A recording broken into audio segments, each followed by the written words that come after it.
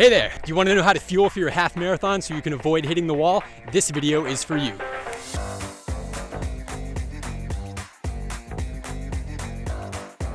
Fueling for the half marathon is a lot different than fueling for a 10K right below it or for a marathon above it. It is unique. The way that a lot of times runners think about their fueling for a race is that we're like a car or something like that, and we need to put fuel in at the same rate that we're burning it, otherwise we're gonna run out. And this couldn't be further from the truth. When you're in a half marathon and you start to run out of fuel and you start to bonk, it's not because you're out of fuel. If you slow the pace down, you can just keep going essentially forever. Even the most lean runner has enough fat on them in order to fuel them literally for thousands of miles. So you don't run out of fuel.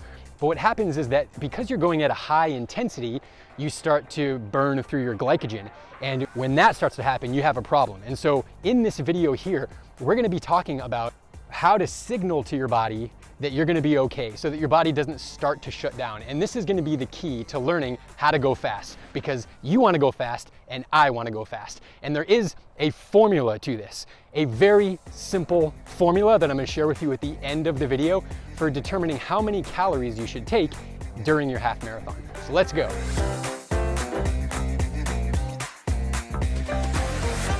The game changes slightly when you get to a half marathon, only slightly, and it depends on how fast you run. If you're truly top of the world and you're running a 1 hour or 1 hour and 10-minute half marathon, you can treat it kind of like the 5K. You don't need to take in many calories. You want to take in some sugar, and it's not even because you're going to run out of glycogen, but as your glycogen levels start to go down,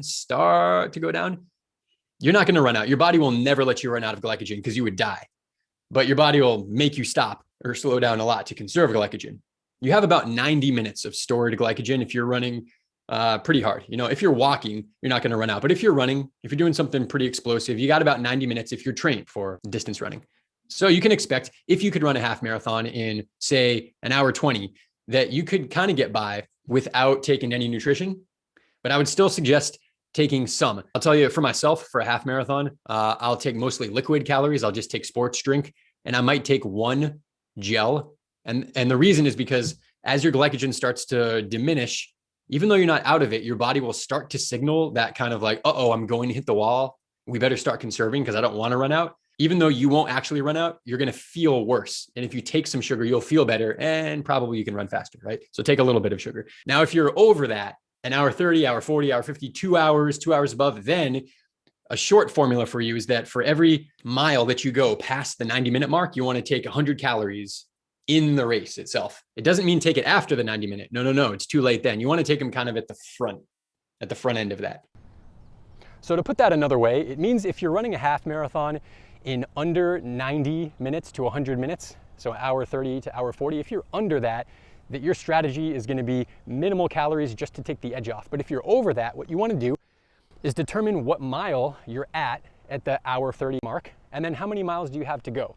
And for every mile that you have to go from that point, you're going to take 100 calories, and then take that 100, 200, 300, 400 calories and start consuming those at the 5K mark, and take them at regular intervals. You have to kind of determine that for yourself, but you might take them every 20 minutes or so, 100 calories every 20 minutes. But I'll tell you this, the number of calories you take probably doesn't need to be more than 300, because if you're getting into 400, 500, 600 calories, meaning you have at the 90-minute mark, you still have 6 miles to go. If that's the case, essentially you're walking or going 15-ish mile pace.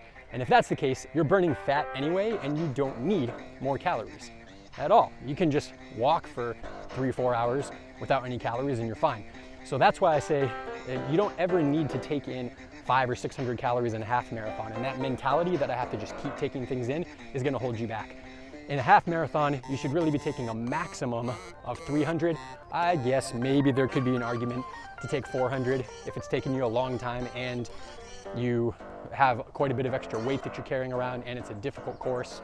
But we're talking about an average runner here who's on a flat course running a half marathon. So that's your fueling strategy. Thank you for watching. If you're getting something out of this, smash that thumbs up button and subscribe to the channel so that you don't miss these awesome videos that are gonna help you break through your PRs in your running. We'll see you on the next video. Happy running.